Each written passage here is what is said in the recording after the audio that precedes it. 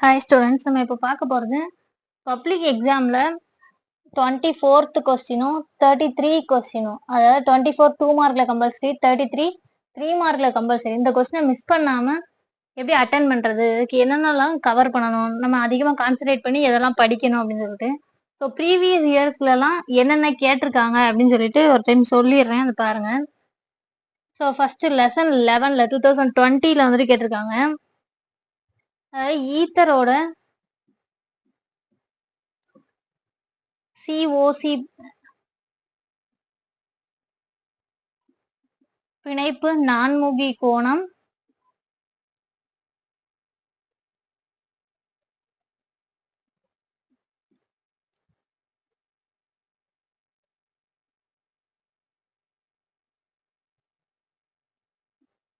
பிணைப்பு கோணம் நான்முகி கோணத்தை விட சற்று அதிகம் அப்படின்னு சொல்லிட்டு 3 மார்க்ல என்ன கேட்டிருந்திருக்காங்க அப்படின்னு பார்த்தோம்னா, லெசன் 2ல இருந்து கேட்டிருக்காங்க. அலுமினியம் தாலியம் இதோட அயனியாக்கும் என்தால்பி வந்து ஏறத்தாழ ஒண்ணு போல இருக்கு, இதுக்கான ரீசன் என்ன அப்படின்னு சொல்லி கேட்டிருக்காங்க. ஓகேவா? நெக்ஸ்ட் அதுக்கு அடுத்த வருஷத்துல பார்த்தோம்னா கம்பல்சரி கொஸ்டின் லெசன் 13ல, அதாவது என்ன இது டாபிக்ல இது வரும்னா, ஒரு பாக்ஸ் மாதிரி இருக்கும், நைட்ரோ பென்சீனின் வேதி பண்புகள் அப்படின்னு சொல்லிட்டு ஒரு பாக்ஸ் இருக்கும். C6H5NO2 அப்படின்னு போட்டு tin by HCl ஒன்று, Zn by அமோனியம் குளோரைடு இப்படி போட்டு, நம்மளுக்கு இங்க எக்ஸாம்ல C6H5 கொடுக்காம CH3NO2 அப்படின்னு சொல்லி இதுல மட்டும் லைட்டா சேஞ்ச் பண்ணி கொடுத்துருப்பாங்க. ஓகேவா? ஸோ நம்ம அதில் வந்துட்டு அந்த C6H5 எடுத்துக்கிட்டு ரிமைனிங் இந்த CH3 போட்டு அங்கே ப்ராடக்ட்ல எழுதுற மாதிரி இருக்கும். லெசன் 13ல இதை கேட்டிருக்காங்க. நெக்ஸ்ட் இது வந்துட்டு கிரிக்னாடு காரணியில இருந்துட்டு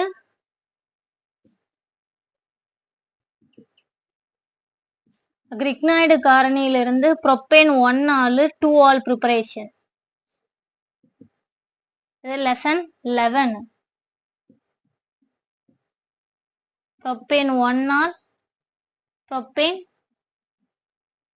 2 ஆல் ப்ரிப்பரேஷன். ஓகேவா? Propane 1 ol propane 2 ol preparation from Grignard reaction. So lesson 11லேருந்து வந்திருக்கு. நெக்ஸ்ட் அடுத்த இயர் பார்த்தோம்னா லெசன் 6ல அந்த இது திடநிலைமை பாடத்துல ரைட் சைட்ல வந்துட்டு போட்டிருப்பாங்க, படிகங்களை வந்துட்டு எப்படிலாம் வேறு, அதாவது அதோட கிளாசிபிகேஷன் அப்படின்னு சொல்லிட்டு போட்டிருப்பாங்க. சகப்பிணைப்பு படிகம், அயனி படிகம் அப்படிலாம் போட்டு ஒவ்வொரு இதுக்கும் ஒரு எக்ஸாம்பிள் ஒரு ரைட் சைட்ல ஒரு டேபிள் மாதிரி இருக்கும், கிளாசிபிகேஷன் ஆஃப் சாலிட்ஸ்ல. ஸோ அதுல இருந்துட்டு நிறைய சாலிட்ஸ் எல்லாம் கீழே கொடுத்துட்டு, இப்போ டைமண்டு B4 அப்படிலாம் நிறைய இது கொடுத்துரு. புக் பேக்ல நம்மளுக்கு ஒரு 3 இது கிட்ட இருக்கும், இதுல நிறைய இது கொடுத்துட்டு அதுல என்னென்ன சாலிடு அப்படின்னு கிளாசிஃபை பண்ண சொல்லி கேட்டிருப்பாங்க. ஸோ அப்போ என்னது இது, படிகங்களோட வகைப்பாடுல இருந்து எக்ஸாம்பிள்.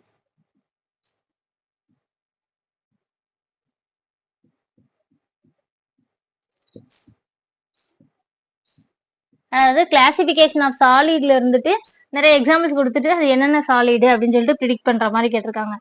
ஓகேவா? நெக்ஸ்ட் அடுத்த இயர் பார்த்தோம்னா, அதாவது ஐயூபக் நாமன் கிளேச்சர் லெசன் 5ல இருந்துட்டு ஐயூபக் நாமன் கிளேச்சர்ல இருந்து இது 2 வருஷம் பப்ளிக்ல கேட்டிருக்காங்க. ஐயூபக் நாமன் கிளேச்சர் தான் லாஸ்ட் இயர், இதுல தான் ஐயூபக் நாமன் கிளேச்சர் தான் கேட்டிருக்காங்க. என்ன காம்பவுண்ட் அப்படின்னு பார்த்தோம்னா CO CN twice Cl2 Cl. இது லெசன் 5ல ரொம்ப ரொம்ப முக்கியமானது. கிளாசிபிகேஷன் அதாவது என்னது வரும்னா, இதுல இருந்துட்டு ஒவ்வொரு ஏதாவது சொல்றது கேட்பாங்க. அதாவது சென்ட்ரிமெட்டல் ஆட்டம் என்னது, ஈனி என்ன, அதோட ஆக்சிஜனேஷன் நிலை என்ன, இதோட பேரு ஐயூபக் பேரு, இது எல்லாமே. ஓகேவா? இதுக்கான வீடியோ நம்ம வந்து நம்ம சேனல்ல இருக்கு, பாருங்க. வேற ஏதாவது இதுல இன்னும் நிறைய காம்பவுண்ட் உங்களுக்கு தெரியணும் அப்படின்னா நீங்க கமெண்ட் பண்ணுங்க, நான் நடத்துறேன். ஸோ லெசன் 5ல இருந்துட்டு இது ரொம்ப முக்கியமானது. நெக்ஸ்ட்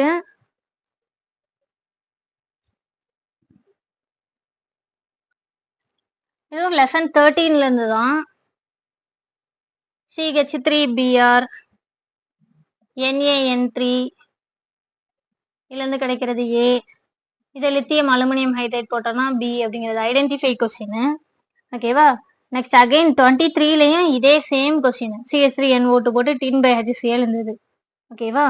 24ல வந்துட்டு நம்மளுக்கு என்ன கேட்டாங்க அப்படின்னு பார்த்தோம்னா லெசன் 7ல இருந்துட்டு அந்த இயர்ல வந்து இது ஒரு கொஸ்டின் லெசன் 7ல இருந்து ப்ராப்ளம் கேட்டிருந்தாங்க. ஓகேவா.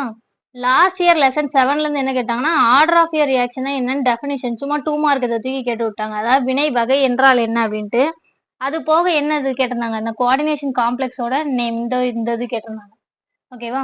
ஸோ அப்போ நம்ம மெயினா இப்போ கான்சன்ட்ரேட் பண்ண வேண்டிய லெசன் இப்போ ரிப்பீட்டடா கேட்டிருக்குது அப்படின்னு பார்த்தோம்னா நம்மளுக்கு மெயினா எதெல்லாம் தெரியுது லெசன் 7, லெசன் 13, லெசன் 5. ஓகேவா.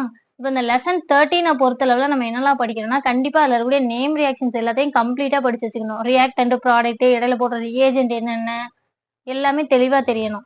இப்படி ஏதாவது ஐடென்டிஃபை டைப் கொஸ்டின் கொடுத்தாங்கன்னா அதுல வந்துட்டு 13th லெசன் எதுனா அவங்களுக்கு பார்த்தோன்னே கண்டுபிடிக்கிற மாதிரி இருக்கணும். ஸோ அந்த மாதிரி புக் பேக்ல இருக்கக்கூடிய 13th லெசன்ல உள்ள எல்லா எக்ஸசைஸையும் தெளிவா பார்த்துக்கணும். லெசன் 13 பொறுத்தளவுல. லெசன் 5ல இந்த ஐயூப்பக் நாமன் கிளேச்சர் இது மைய உலோக கண்டுபிடிக்கிறது ஈனா என்ன அதெல்லாம் கண்டுபிடிக்கிறது. சில டைம் இப்படி இது கொடுக்காம நேம் கொடுத்துட்டு காம்ப்ளெக்ஸையும் கேட்கலாம். நம்மளுக்கு அதுல எடுத்துக்காட்டுல இருக்கும் எக்ஸசைஸ்லயும் கொடுத்துருப்பாங்க. ஓகேவா. பேரவே கொடுத்துட்டு அந்த அணைவு சேர்மம் என்னன்னு எழுதுறது. ஸோ அதையும் பார்த்து வச்சுக்கணும். நெக்ஸ்ட் லெசன் 7ல எல்லா ப்ராப்ளமும் தெளிவா பார்த்து வைக்கணும்.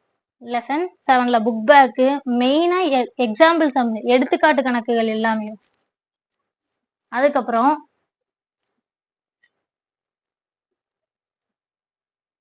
ரிமைனிங் வந்துட்டு நம்ம பொறுத்தளவுல ஐடென்டிஃபை டைப் கொஸ்டின் கேட்பாங்க அப்படின்னா லெசன் 11, 12, 13 இதுல உள்ள எல்லா நேம் ரியாக்ஷன்ஸும் தெளிவா படிச்சு வச்சுக்கணும். ஓகேவா. அது மாதிரி லெசன் 11, 12, 13 பொறுத்தளவுல அந்த லெசன் முடிஞ்ச உடனே ஒரு சம்மரி மாதிரி ஒரு பாக்ஸ் மாதிரி போட்டிருப்பாங்க.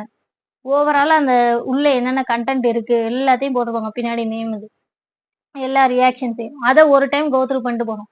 அதுல இருந்துட்டே ஒரு 2 டைம் கிட்ட என்ன இருக்கு கொஸ்டின்ஸ் உள்ள வந்திருக்கு. ஓகேவா.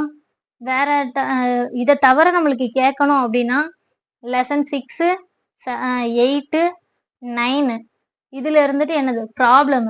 லெசன் 9 பொறுத்தளவுல ஒரு ப்ராப்ளம் வந்துட்டு ரொம்ப இம்பார்ட்டன்ட். அது எந்த ப்ராப்ளம் அப்படின்னு பார்த்தோம்னா அதாவது இது கண்டுபிடிப்பாங்கல்ல இஎம்எஃப் கண்டுபிடிக்கிறது. இப்போ Fe2+, Fe3+ போட்டு இதுக்கு ஒரு குறிப்பிட்ட வோல்ட் இது கொடுத்துருவாங்க. Zn/Zn2+ இப்பெல்லாம் கொடுத்துட்டு இது குறிப்பிட்ட வோல்ட் இது கொடுத்துட்டு இஎம்எஃப் கால்குலேட் பண்ண சொல்லுது. இந்த மாதிரி இந்த பேட்டர்ன்ல இருக்கக்கூடிய ப்ராப்ளம். லெசன் 8 பொறுத்தளவுல பிஹெச் கண்டுபிடிக்க சொல்றது. அது மாதிரி சால்யூபிலிட்டி ப்ராடக்ட் கரைதிறன் பெருக்கம் கண்டுபிடிக்க சொல்ற சம். இதெல்லாம் ரொம்ப முக்கியம். எஸ்பெஷலி எதுல உள்ளதை நல்லா பார்த்துக்கணும். எக்ஸாம்பிள்ல இருக்கிறத பார்த்துக்கணும். உடனே அந்த லெசன் 7ல ப்ராப்ளம் கேட்டிருக்காங்கன்னு சொல்றேன்ல இது வந்துட்டு எக்ஸாம்பிள்ல இந்த ப்ராப்ளம் தான். ஆனா கொஞ்சம் ஸ்லைட்டா வேரி பண்ணி கொடுத்துட்டாங்க. ஸோ நீங்க வந்து ப்ராப்ளம்ஸ்ல இருக்கக்கூடிய ஆன்சர்ஸ் எதையும் மக்கப் பண்ணி வச்சுக்கிட்டா யூஸ் கிடையாது. எந்த பேட்டர்ன்ல செய்யணும் அப்படின்னு அந்த கான்செப்டை புரிஞ்சுக்கிட்டாதான் உங்களுக்கு யூஸ் ஆகும். ஓகேவா. அது மாதிரி இந்த லெசன் 2, லெசன் 3 இதெல்லாம் பொறுத்தளவுல கம்பல்சரி இதுல எல்லாம் பாருங்க இது 3 மார்க் கம்பல்சரியில கேட்டு விட்டுருந்தாங்க. இது வந்துட்டு லெசன் ஸ்டார்ட் பண்ணி ஒரு 2 பேஜ்ல சும்மா இன்ட்ரோ கொடுத்துருப்பாங்கல்ல. ஸோ அது முடிச்சுட்டு ஒவ்வொரு இதே அதுக்குள்ள இருக்கக்கூடிய அந்த பீரியட்ல அதெல்லாம் குரூப்லலாம் இந்த எலமெண்டோட ப்ராப்பர்ட்டிஸ் பத்தி டிஸ்கஸ் பண்ணியிருப்பாங்க. ஸோ அதுல இருந்துட்டு இந்த கம்பல்சரி கேட்டு விட்டுருக்காங்க. ஓகேவா. ஸோ அந்த பேஜஸ் எல்லாம் கொஞ்சம் ரீட் பண்ணி விட்டுக்கிட்டா நல்லது. ஓகேவா. அவ்வளவுதான். இது போக இன்சைடு கொஸ்டின்ஸ் நம்ம இதுல இம்பார்ட்டன்ட் பேட்டர்ன் கொஸ்டின்ஸ் அப்படிலாம் சொல்லியிருக்கோம். அந்த பேட்டர்ன் கொஸ்டின்ஸ் எல்லாத்தையுமே நீங்க மேக்ஸிமம் கவர் பண்ணாலே உங்களால என்ன பண்ண முடியும் கம்பல்சரியா மிஸ் பண்ணாம அட்டன் பண்ண முடியும். ஓகேவா. Thank you students.